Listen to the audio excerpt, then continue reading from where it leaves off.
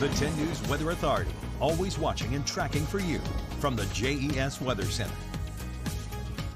Alrighty, starting off with our storm outlook for the 4th of July. We're expecting some isolated to scattered afternoon storms getting developed. We're currently under a level 1 threat because we could see some localized wind damage and some hail. Here is where that marginal risk is highlighted here for you in green. It's not to say some of the counties to our south won't see storms. It's just we're expecting some of the stronger stuff to be north of the Roanoke Valley. So let's sort of time this out for you. Starting off 6 a.m. on our Thursday, partly cloudy skies, a little bit muggy, but then we'll get a little bit of a southerly component to our wind flow, and then by about lunch hour to 1 p.m. we'll start to see some of those showers pop up ahead of this front. Some of these could be strong in nature, so expecting some rain. It's much needed across the board. It just so happens to fall on a holiday when none of us really want to see the rain. By 5 p.m. a lot of the flow is primarily to the east, and then you'll notice by 8 p.m. parts of the NRB dry, parts of the Roanoke Valley and Highlands dry. By 9 p.m. a lot of the showers and moisture activities out of here. So if you're setting off fireworks, 10 p.m. looks to be the best time to do so at this moment, but those models will shift a couple of hours back and forth, so we'll keep you updated here as we get closer to Thursday evening. Temperatures across the board right now anywhere from about 65 to 75 degrees. Overnight lows are going to continue to decline because of the mostly clear skies.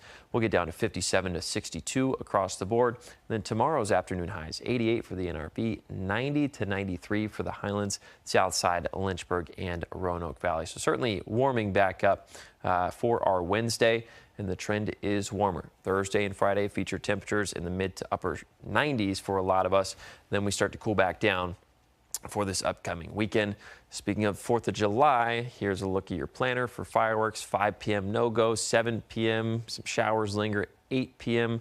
showers still lingering. I think between the hours of 9 and 10 is when we'll finally start to clear up, but will still remain mostly cloudy. Let's switch gears and talk about the tropics. Beryl is moving into the Western Caribbean. It's going to impact Jamaica here very, very shortly, as it is currently impacting parts of Hispaniola near Haiti and the Dominican Republic. Also just impacted Puerto Rico earlier this morning. Pressure up a couple of millibars, so that means it's weakened just a little bit, but it's undergone the eye wall replacement cycle that I talked about 5 hours ago, and it's still pretty strong. It only weakened about 5 miles per hour, so very, very impressive stuff going on for Hurricane Beryl at this time. Here's a look at some of the tropical models. A lot of them take it right over the Yucatan Peninsula into the Bay of Campeche, but it all depends on high pressure. If we have a stronger high pressure system over parts of the southeast, that means the winds are going to be stronger. It's going to pick up Hurricane Beryl and bring it closer to the Gulf Coast of the United States. If high pressure is weaker, that means Beryl will continue with that southwesterly movement and basically stay off towards Mexico. However, for us back here at home, 4th of July looks fairly wet, especially in the afternoon, and then temperatures remain in the 90s for the next 7 days with the chance for some PM showers.